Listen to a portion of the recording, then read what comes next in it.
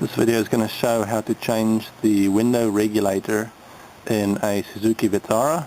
The window regulator is the part that makes the window go up and down inside the door, and it basically consists of this guide beam here and a motor and pulley system that is bolted on there.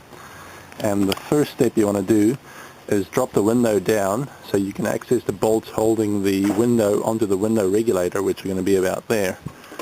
So I can do that now.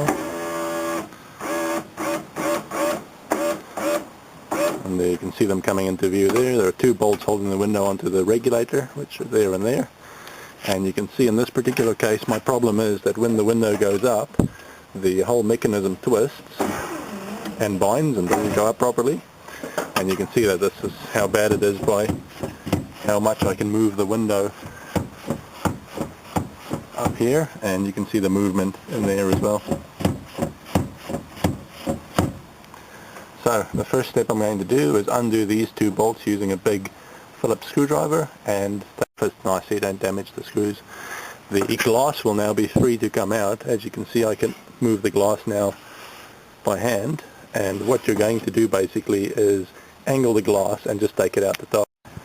With the glass removed, you can take out the window regulator by undoing the two bolts up here, which hold the top of it in place, one bolt down here which holds the bottom in place, and these three bolts which hold the motor and pulley system in place.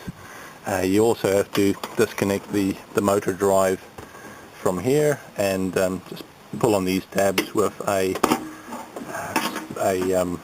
pair of pliers, and they'll come right.